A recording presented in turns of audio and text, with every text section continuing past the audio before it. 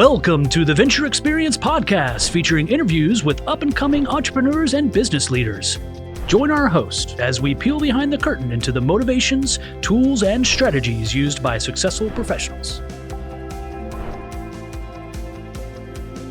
Hello, everyone. Welcome to the Venture Xperience podcast. We're very excited today. We have a Veterans Day edition of our podcast, and I am delighted to sit down with one of my colleagues, Terry Wallace, who runs the Venture X in Bethlehem, Pennsylvania, and is also a Marine Corps veteran himself. Terry, welcome. How are you, sir? I'm well, Ruben. Thanks for having me. Awesome. Well, to dive right in, give us a little bit of insight into your space there in Bethlehem. Tell us a little bit about your space. Well, we got a wonderful space. I'm a little biased, but I think it's just absolutely fantastic. We've got 40 offices in here for one person up to 10. It's a beautiful space. We got artwork everywhere. We've got real plants. We got them on the ceiling. We got them on the walls. We got them everywhere. It's a very warm, welcoming place. Truly all-inclusive. It's often easier for me to say what it doesn't include.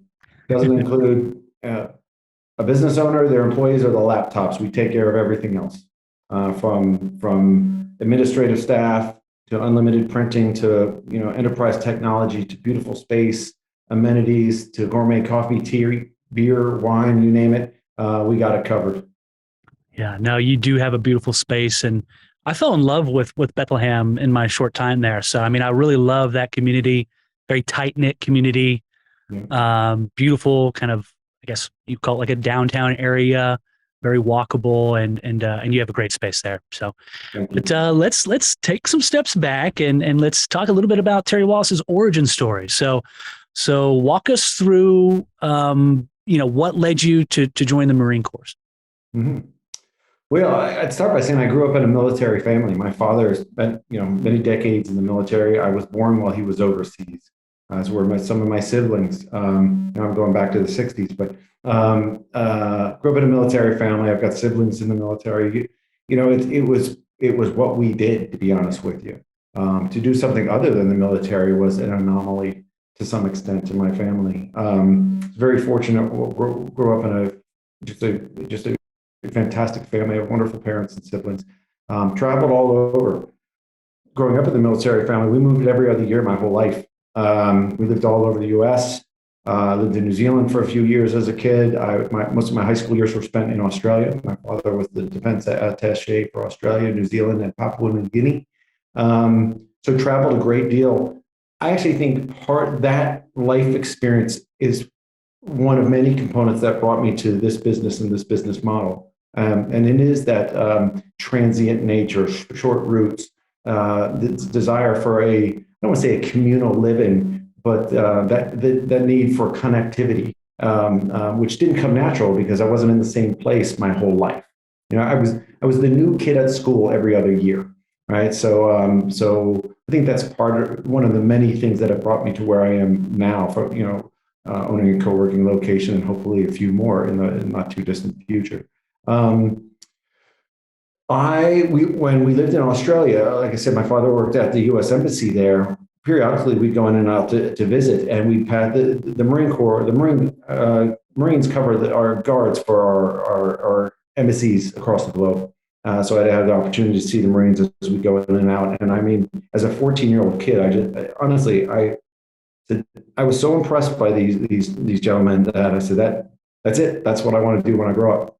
So from 14 on, there was no question that's what I was going to do, and it's what I did. So I spent a number of years in the Marine Corps. It's fantastic. I wouldn't trade it for the world. Some of the finest people I've ever met.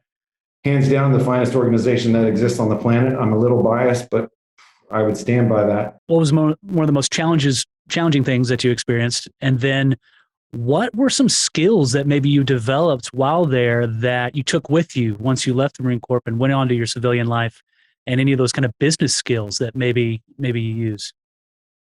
Yeah. So I enlisted in the Marine Corps in 1991. It was a tricky time. Some may recall it was Desert Storm, Desert Shield time frame. I did not serve overseas. I enlisted during that time period. By the time I got through all my training and everything, things were all done, so to speak, over there. Enjoyed my time in the Marine Corps very much. wow, the list of what you can learn in the Marine Corps is pretty lengthy. I do think at the foremost, it's every Marine is a leader. And I that was my experience without exception, from general to private. If you're the most senior person in the space, you were the leader, and it was accepted, and not only accepted, it was accepted and revered and taken on so fluidly. The other thing I would say about the Marine Corps is just absolutely anchored in respect and dignity for one another. And it wasn't an easy, it's not just that, you often hear it earned, not given, right? That came with competence, that came with ability, that came with always bringing something to the table. It came with fulfilling on your word and your promises and your commitments. You do what you say what you mean what you say, all these type of things. And that was the currency by which things worked in the Marine Corps. I would say it was respect, which was anchored in trust, which is driven by consistent, competent behaviors. It's just how it works. It's how it works. And thank God it does. Ultimately, you're talking about dealing with people's lives, and defending people's lives and protecting one another and that type of thing. So even in times of peace or whatever it might be, that doesn't change. So I would say that was phenomenal learnings and experiences through the Marine Corps, which doesn't directly translate or correlate often in the civilian world because the stakes aren't as high, right? It's a little bit different. So those were great things to learn from the Marine Corps. Always exceed expectations. Kind of a thing I would say that I heard and I often shared back and forth with folks is if you're asked to build a fence, you build the best fence possible, you paint it, and you plant flowers around it. You don't just build it. You damn sure don't build a bad one or not build one. So where that can get a little tricky is through my civilian life and experience, which is the vast majority of my life, of course, that wasn't a consistent. People, if it's build that fence, that meant different things to different people. There was a when, there was a how, how tall, what type of quality or not, what's the simplest that people could get away with sometimes, that's not a Marine thing, so that's something, truth be told, I struggled through the civilian world, Other things, I do think that leadership piece is a huge one. It's the demonstrate it. Don't ask people to do things you're not willing to do yourself. Now also, and there's a role and a position, and there's something to be done, and accountability and responsibility should be divided. And it does make sense for people to have different things, but it's being very mindful of what the other folks are going through and dealing with. The servant leadership is very much a Marine thing, right? The most senior people eat last. I never saw an exception of that. And there's a very important reason for that, So people see that and they know that, and they know there's a reason to look up to that leader, whoever that leader is, and those leaders. Right. So you would attribute a lot of your leadership skills that you use now to your time in the Marine Corps, and some of the work ethic and that internal drive you say comes from your time there, you think? Yeah, I would say so. Even before that, I think I went into that. I attribute most of it to my family, to be honest. My parents, my family. So the Marine Corps wasn't so foreign to me. It was just, like I said, I grew up in a military family. It's kind of how things work. So it wasn't a foreign place for me. I would say the civilian world is more foreign to me. Yeah. It's been a long time. Don't get me wrong, but you still run into people's words and actions don't always match up, and that's still a tricky thing to deal with. Yeah, totally understand that, and you're absolutely right. Now, walk us through your time. You're getting out of the Marine Corps, but you're transferring over and transitioning over into civilian life. You went straight into law enforcement, correct? I did. Yeah.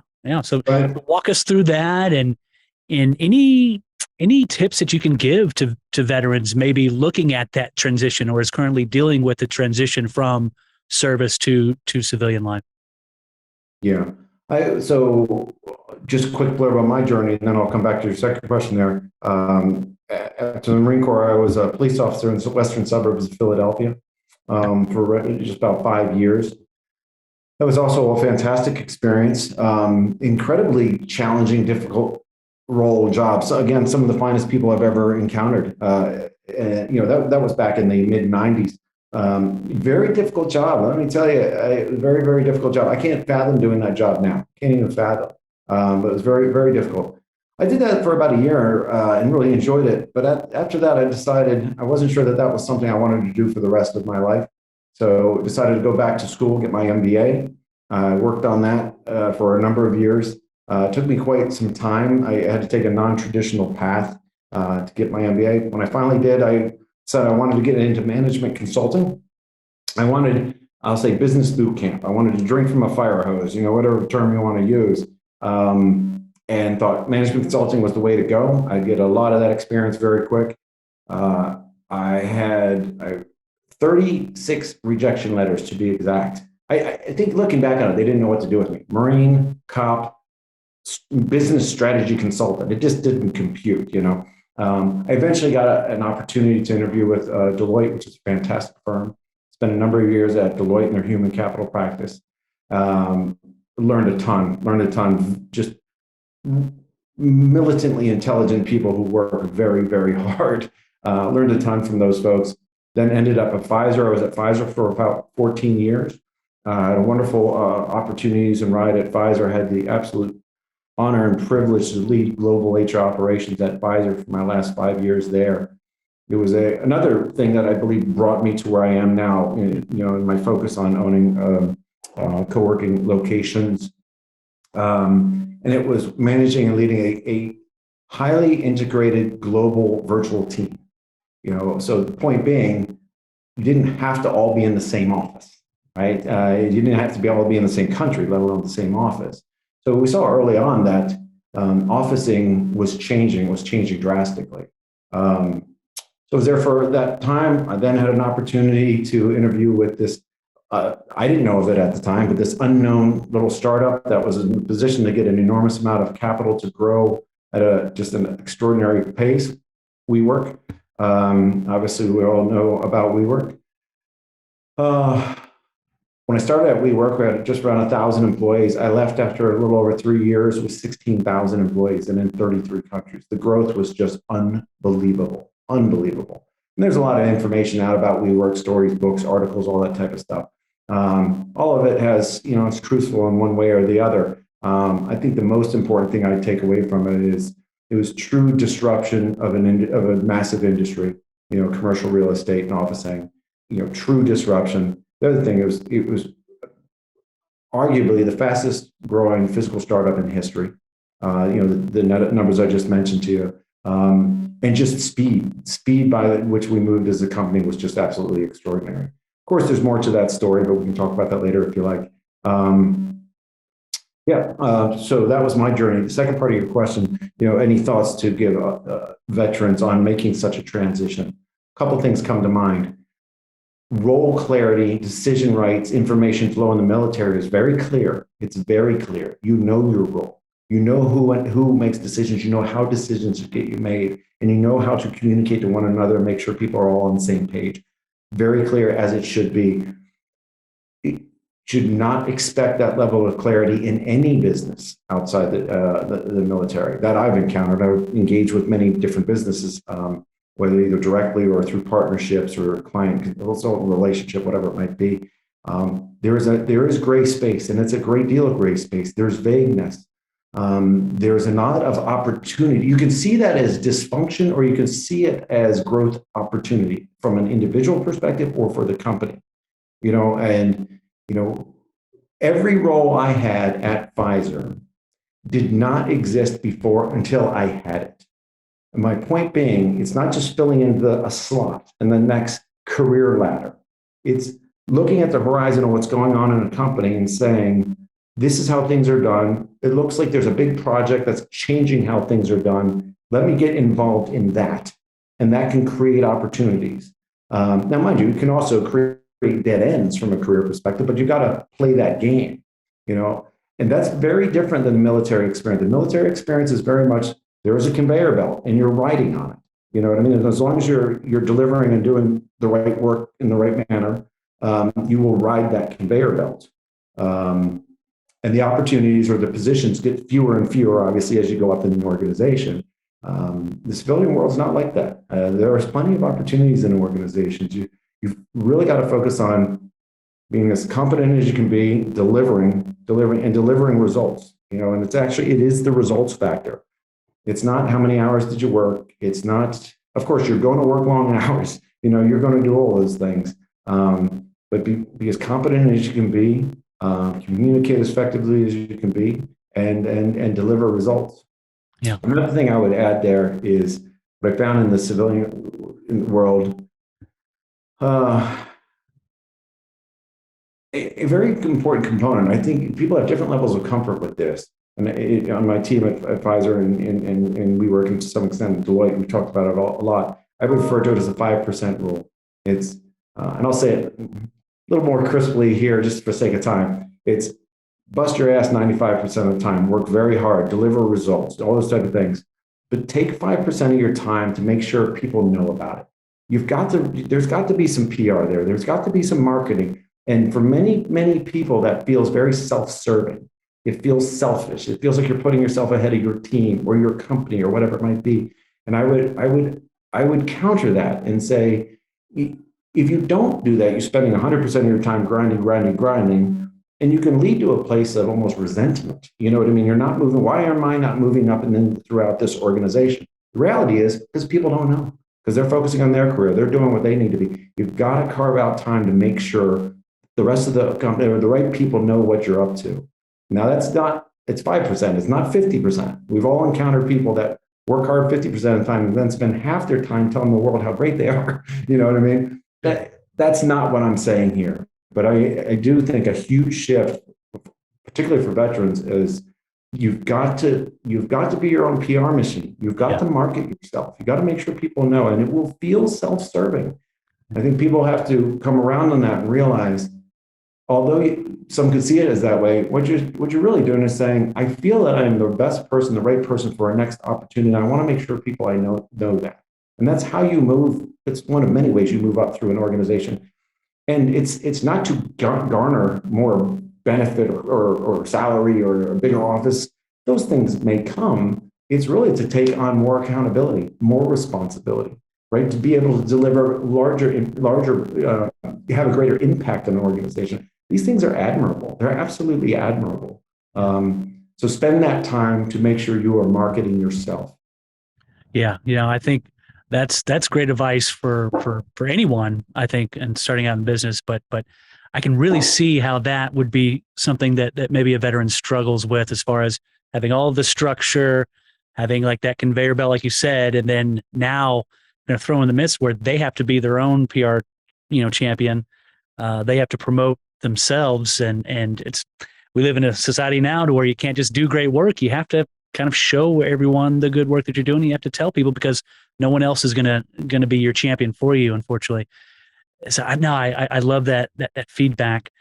Now, as you transitioned over to HR and kind of the human capital side, what would be something that you took from being a veteran and your experience, and basically saying, hey, I came out of the Marine Corps and then I got into law enforcement, and then all of these HR people were looking at my resume saying, well, what's the fit? I'm not seeing the fit. How can a veteran prepare themselves to stand out to someone in your position as a global head of HR to help them, really champion themselves and show their value? Yeah, two things come to my mind. The first would be able to articulate and communicate your experiences in a manner that will be understood. So, if you've got a career in the military or even law enforcement, whatever it might be, and you're then having a conversation with somebody at, I don't know, Google or Amazon or, B. Braun or Crail, different companies, wherever you're going to, make sure that you're talking about those leadership experiences, team team dynamics, the ability to deliver results. You can get into project work. Here was the challenge. Here was the issue. Here were the implications. Here's the solution that I proposed or was proposed by someone within my organization that I led and delivered. Like you've got to boil these things down to be real concrete and very tangible. It's not enough to say, I was the CXO of this group, and we had X amount of dollars worth of equipment that was under my I was accountable for. Those things, it doesn't translate. It doesn't translate. And many could look at it and say, I don't see a correlation. I guarantee it's there. You've got to do the work to say, what can you extract from the experience that I have had, whether it's military, whether it's law enforcement, whatever it might be. And how do I extract the experience to say, I have what it takes and I have delivered the results in a manner that is congruent with what you are looking for, new company, new manager, new, whatever it might be. Now, truth to be told is there may not be a correlation there. If I was interviewing to be a brain surgeon, that wasn't going to work. It just wasn't going to work. You could be a great leader. You could show these several rights. Man, I'm not a brain surgeon. But you understand what I'm saying. Yeah. You've got to do the translation work, and it's not easy. It's difficult. It takes time. It's really dig into that and think through that translation. The other piece, I'm going to add a third one. So there's that one. The other one is you got to be brutally honest with yourself. So what I've heard from a lot of folks, and I'm a member of an organization that does that. It's a mentor-mentee program for people that are coming from the military into civilian careers. What I hear without exception is people saying, I want to get into this industry or this general type of role. I'm looking to get into the tech industry. I'm looking to get into finance. I'm looking into, life sciences, pharmaceuticals, whatever it might be. It's that, or it's program management, project management. Large scale, IT transformation. It's too broad. It's too broad. You've got to really narrow some things down, and you've got to ask yourself questions like, truth, it's where do I want to live? I mean, these are important things, and that doesn't narrow your scope too much, but to some extent, what is my family construct? What is going to make sense for me? Do I want a job that's going to travel 100% of the time? Maybe you do, maybe you don't. You've got to be really, really honest with yourself and think about where you're looking to slot yourself into what type of company and what type of role. And it's work. It takes work. It takes time. And if you don't do that work, then you're speaking a different language to people to try and find directions to a place that you don't know. I mean, that's really what you're doing. And the chance of you hitting the target like that is zero. It's absolutely zero. So you've just got to do that work. You got to do that work. The third thing I will say there is, as long as you do that work, there's times you're just going to have to go get some experience. You almost may need to take a step back or take a step sideways to take a step forward. I'll give you an example. My interview with Deloitte, long story, but I left there, and in essence, what they said is, right now what we need, this big project they had going on, we need someone who's got formal training experience. Is kind of the way it was said. It was a big project with the New York Mercantile Exchange, I remember, at the time. And I didn't have that. Truth be told, I don't know if they were just saying that to kind of brush me off because they weren't sure what to do with me. I went back to school where I got my graduate degree. I got a role. I was hired to teach a accelerated course, a negotiation and mediation course. It was an 8-week course.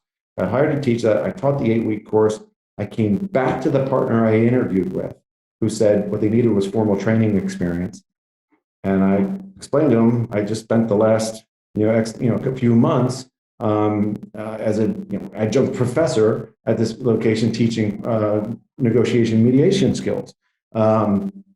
He hired me on the spot.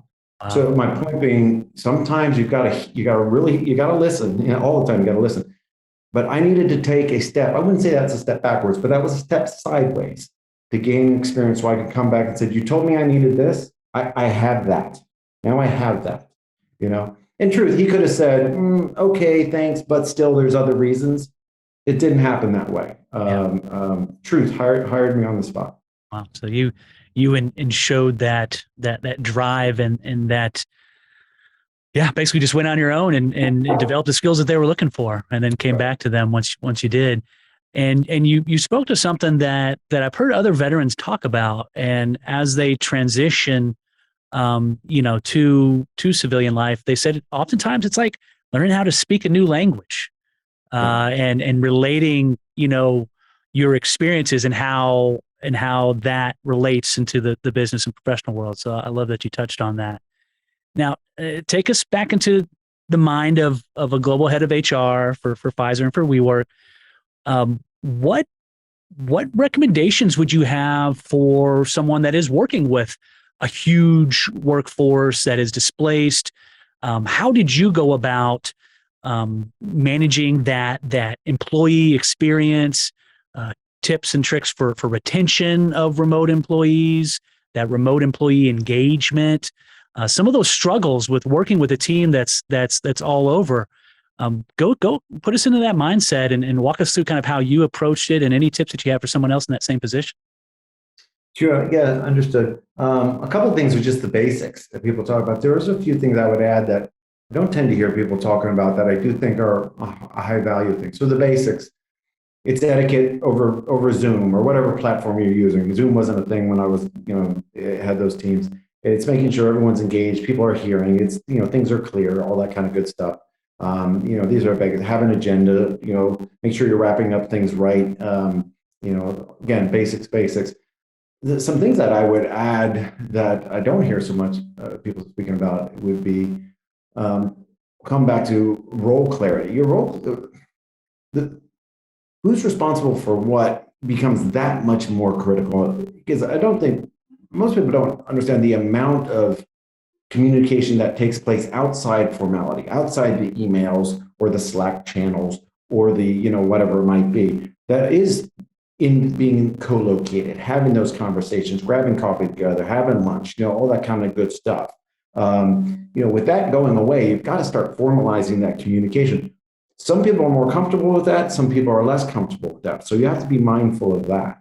The other one there would be, how are decisions made?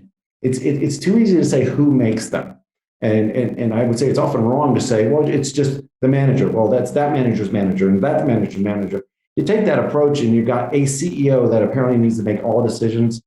That's disastrous for any organization, of course. And any executive worth their salt, it doesn't believe they should be making all decisions, right? So it's understanding where decisions get made, but even more important, how they get made, right? Is it okay to do something unilaterally? Do you have to involve everyone in the formation of a recommendation? That's problematic too. Who needs to be informed? Who needs to be involved in that recommendation? Who actually is to position the recommendation, right? How do you pressure test things? Because I could say from an HR perspective, we're going to move from, let's say, this particular platform to Workday or whatever it might be. And that's a very sizable, multi-million-dollar, lengthy, project and engagement. In my head, from an HR perspective, it makes a lot of sense. But I need the finance folks to help me to pay for it and help with the budgeting of it, right? I need the IT folks to help me make this integration occur and happen. You need legal to get involved to understand the legality of dealing with people's data and information, particularly on a global scale. How you handle data and people's personal information in the United States is very different than Germany, France, and Japan. These are different worlds almost when you're talking about how you're dealing with things. So my point being is that's not just an HR decision. You've got to engage senior people in all these other functions who they themselves have different priorities, right? And you have to be very mindful about that turning into a priority battle. I have a priority, so I'm just going to run around with a hammer. You can win my priority, right? It just doesn't work. It doesn't work. And even if it does, and you get that decision made, when it becomes time for implementation, you start running into all the problems you didn't iron out. Finance isn't that interest because it's more expensive than they had thought it was going to be, and they're putting a lot of capital elsewhere. IT has got other priorities that they've got going on. So you end up being 17th on the list, and therefore your timeline of implementation just went from 6 months to 2 years. you've just got to think through all those things. So the how decision get made is very, very important. The information flow is a critical one. And I pause on it because it is so difficult. Do the right people have the right information at the right time? And is it the right information? And there's all kinds of thoughts out there. It's how you communicate, taking notes, agendas, following up with emails, Slack, having a Slack channel. So there's some sort of history of dialogue that's taken place. How does that all work? Nobody's fully cracked that code, to be honest with you. They just haven't, particularly in this time when there's a transient nature of roles, right? Yeah. People are coming and going, man. They're leaving organizations, they're coming back. You've now introduced also the number of people that are going to be working for themselves, called the gig economy, whatever terminology you want to use. There's also the mindset of, if you're dealing with all employees, okay, what happens when you're dealing with 50% employees, some number of contractors, some number of consultants that are popping in, and you see what I'm saying? Yeah. You're adding to that complexity of role clarity, decision rights, and information flow. You'll notice that I didn't mention org structure. I do think most organizations lead to organizational structure. Who reports to who? How are this all slotted in? Because it's a very low resolution way of thinking about role clarity and decision rights and information flow. Organizations need to be much more agile and sophisticated than just org structures, right? But I do know that still tends to be the first place organizations go when they think about wanting to do things better, faster, cheaper. So I could go on forever on that topic, so I don't want to overdo it. No, you brought up a couple of things there that I love that you brought up, because it actually circles back around to what you had highlighted about your military career, and that's the clarity of the role, helped you out there, understanding, your position in the role that you're in, what's required of you, what's expected of you, understanding how decisions are made. And you brought that up when you were talking about your military career. And then also the flow of information. Whereas in the military, that could be a life or death situation for someone to have the right information to make the right decision at the right time. And so you were able to kind of transfer some of that in how you operated your role there at the head of HR. And that's great stuff. So now let's go a little bit into your role there at WeWork. I'm sure a lot of our audience members have seen the documentary, have seen We Crash, but I want to know from you and your perspective, what was one of the experiences that you had that sticks with you now? What was one of those most positive, one of the greatest stories that you had during your time there at WeWork that you can maybe share with us? Yeah, my time at WeWork it was an exceptional time. That's what I'd say. Main things I would say about WeWork is exceptionally bright people who worked tirelessly, and I mean tirelessly, long days, long nights, weekends, you name it. That's an organization that was growing so fast. And that doesn't just happen by mistake. To grow, because it's one thing, a tech company is expanding because it's scalable, whatever it might be. It's very different if you're talking about leasing, buying, building, hiring people by the hundreds, by the thousands in new markets, in new countries. Dealing with the regulatory requirements, not only at a country level, but at a state level or a territory level, or primarily at a city level. And in some large cities at a sub-city level that has different regulations or whatever it might be in multiple different languages. So you understand the complexity I'm talking about here. It's just an extraordinary complexity. And to grow on a global scale that fast, it's nothing short of almost, I hesitate to say a miracle. I would say it's admirable. Again, I'm a little biased. I was in the thick of that with a lot of people, exceptionally bright people, worked absolutely endlessly to move things forward. And I will say at a very high quality. I've been to many of the WeWork locations across the globe. They're gorgeous. They're beautiful. They're in the most fantastic areas of some of the most wonderful cities on planet Earth. there's not much you can say negative about that. Of course, the challenge then came with the funding of such a growth, right? So there was a great deal of money that was expected to come that didn't come. That's just how it worked. And so I have no negative words to say about my time at WeWork. It's just exceptionally bright people who worked just endless hours to move mountains, to absolutely move mountains. So you would attribute a lot of their early success to the work ethic and the quality of the people, the team that they had that was working tirelessly to grow up. So and they delivered a tremendous quality. But with that comes some trade-off, right? I often think that if I think about my time at Pfizer, you got to think about an organization and their risk aversion to what decisions are made or whatever it might be. I'd refer to Pfizer as a 95-5 organization. It's not an 80-20. You got to be 95% certain. 5% can be a little vague, but you need that 95% certainty. WeWork was moving so fast, I would call it a 51-49. If it felt like the right idea at the right moment, at the right time, then do it. Just do it. And if things change, which they will, that's all right. Next week, do something different, adjust it. You can teeter on the difference between extreme agility and chaotic, right? Yeah. And those in some ways can sound very similar, but those are different things, right? So that was a tricky part, kind of that the other side of the coin of growing that fast.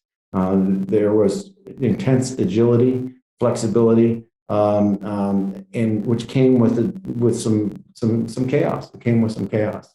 So that was tricky. That was tricky. And also there was a burnout factor. There's a lot of turnover.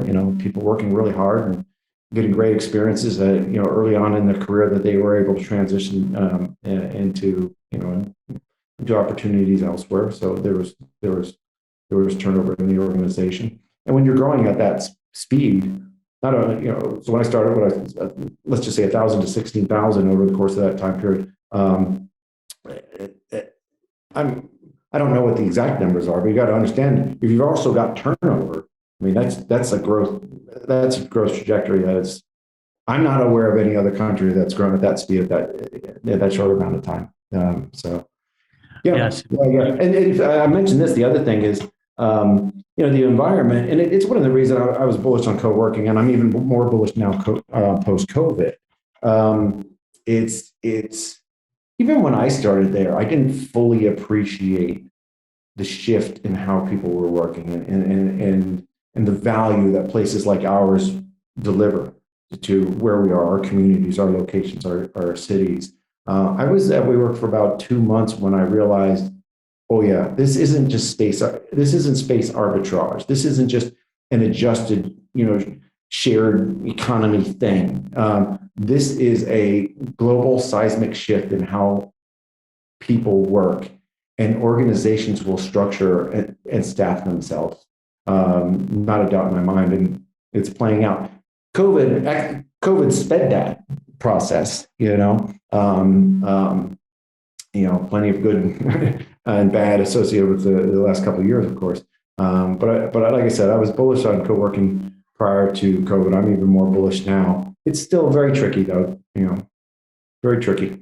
Yeah. So you would say that, for any startup that's in a fast evolving industry, the most important thing is to be flexible, have agility, but be able to pivot on a dime's notice and invest in the areas where you see it headed pretty quickly. So no, I love that feedback.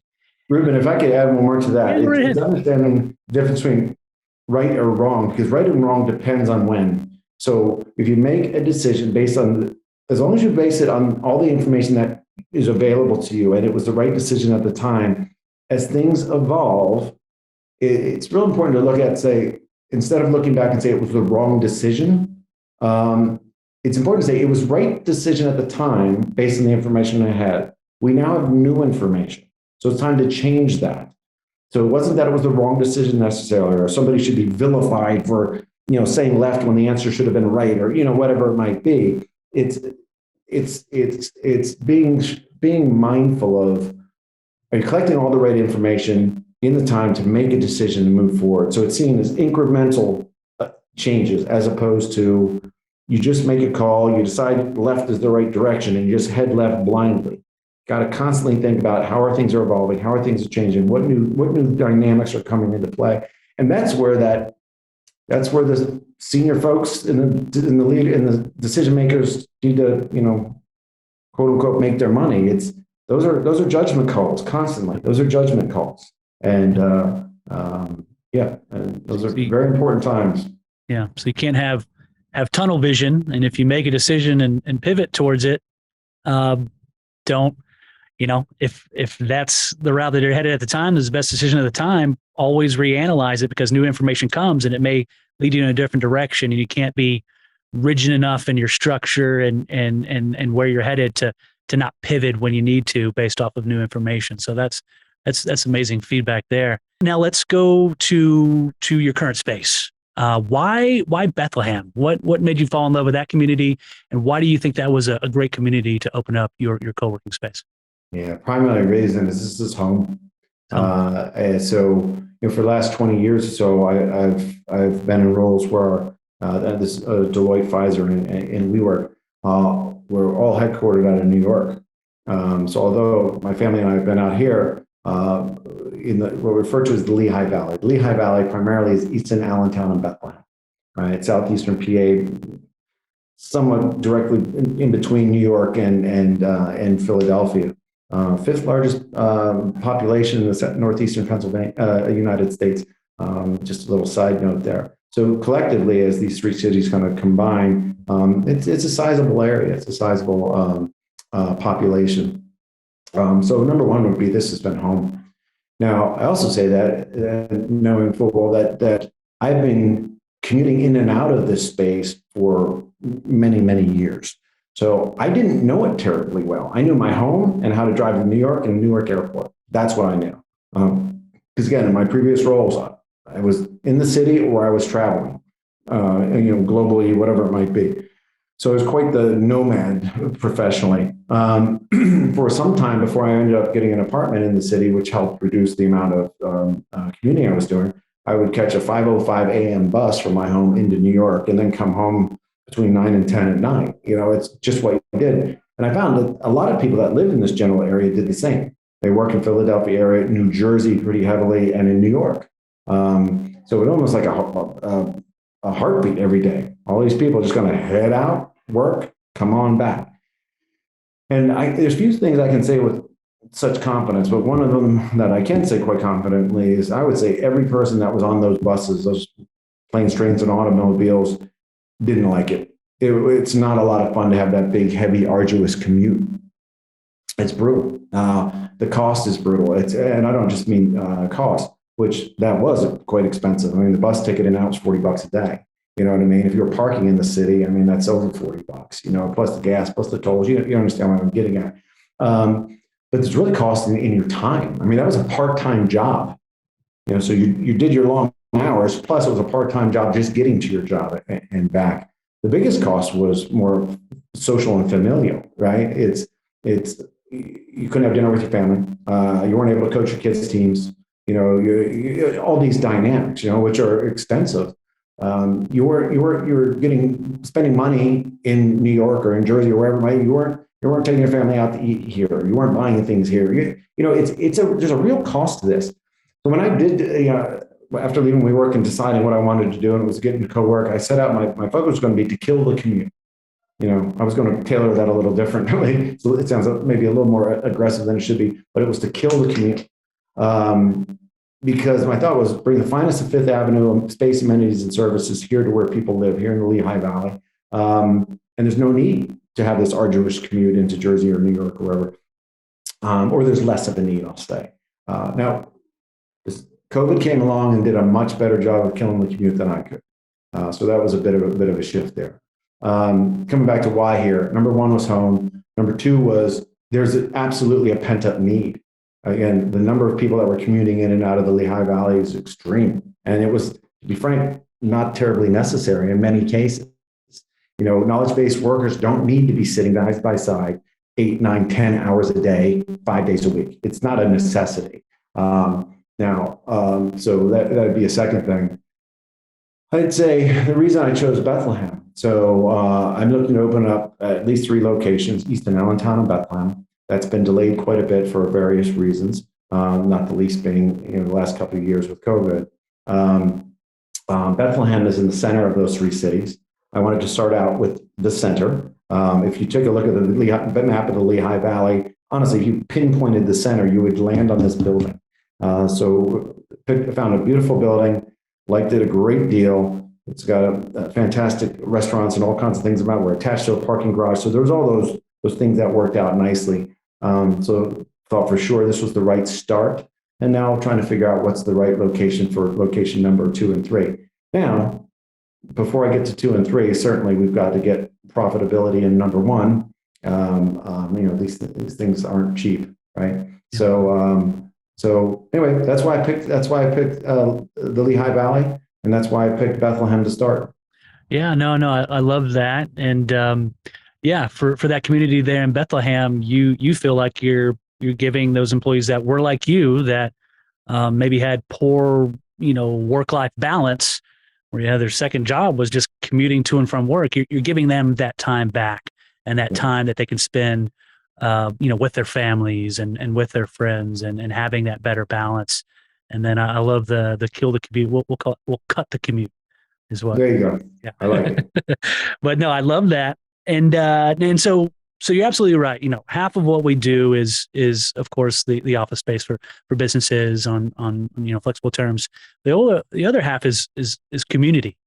And when I first reached out to you regarding kind of, hey, doing something with me for Veterans Day, and what we can do, to give back as the Venture X brand can do to give back. You had shared with me kind of what you've done over the last couple of years there with your space, which is every year, the month of November, you offer free space to veterans. You support those veteran professionals in your local community and those veteran-owned businesses. So give us a little bit insight into what made you want to do that, and how valuable that is for you to give back. Yeah. So you named it. So the month of November, I open it up to it's free for all veterans. And we push it to be full access. So the Share Desk membership is $300 a month. So at no cost, these folks will get access pass, they get 24/7 access, and it used to all the space amenities and services. And so what made me do it? It's veterans and their spouses. Just be clear on that one. I do think there's a lot of people who would benefit from it. I'm here, to be frank, I'm paying the bills anyway. So come on in, use the space, love to have you. Maybe a little more, it's not completely altruistic, right? It's part of, I'm a business person. So my hope is my belief is when people come in and they use the space, that they will be wowed. They will be wowed, and it will make sense. And they're going to want to stay. They're going to want to stay. So part of it is when people come in the door and they, get a good feel for the place, they start, extracting and experiencing the value of a place like ours, that they're going to stick around. They're going to stick around. And if they don't, fair enough. But I think some will. And I think that'd be great. And, yes, that benefits me. Yes, of course, not a doubt in my mind, it's an extreme benefit to them as well. If not, they wouldn't stick around. Definitely. No, I love that. And yeah, kudos for you for doing that. And now we've tried to replicate that as a brand and do a brand wide promotion in the month of November to support our veterans. Now take me through, you told me that your daughter recently went through what you did, got her MBA, mm-hmm. and now she's a member of your space. And it wasn't a connection that you made. It was just kind of an organic connection. And then you found out, I guess, at the dinner table that she was going to be a new member in your space, or that's where that company was headquartered, correct? Yes, she was looking at a couple of roles in the marketing, social media marketing space. And she saw an opportunity that she was very keen on. And she'd asked me about it. And I'm looking at it, I'm like, interesting. I know that company. I know the founders. They're wonderful people, fantastic people. And by the way, they're here in our place. And she actually knew of the offices because she's helped me clean at night, and we've done different things. My wife, my daughter spend a lot of time here. You know what I mean? It's just been our necessity and continues to be. So yeah, it just worked out, which was absolutely fantastic. And it's funny, just as you were saying that, she went wandering. We've got these large internal glass steps, and she just went wandering down the steps there. So she's here, and which is, you know, as any parent will understand, I'm just over the moon. I see more of her now than I've seen for a very long time, and it's fantastic. It's fantastic. Yeah. Proud papa moment.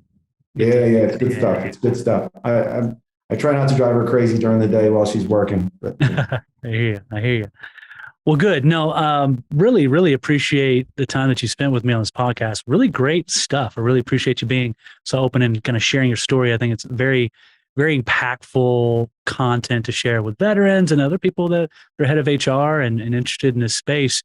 Now, can you let us know how someone that is maybe interested in partnering with you or getting in touch with you for membership, how they can contact you? What's the best way to get in touch with you?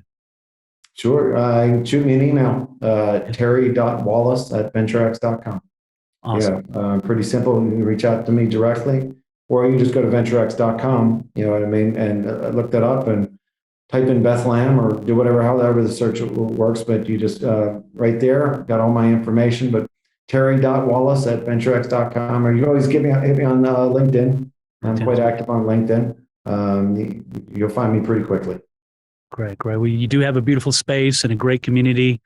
Appreciate everything you do, you know, with the Venture X brand, but thank you so much for your service and all that you do. And thank you so much for your time today. And we really loved having you. So Terry, thank you, sir. You bet. Thank you, Ruben. Venture X is a locally owned and globally connected portfolio of co-working spaces providing businesses with on-demand office space and services to run their company. To book a tour, visit www.venturex.com. When you need a space for your next business, X marks the spot.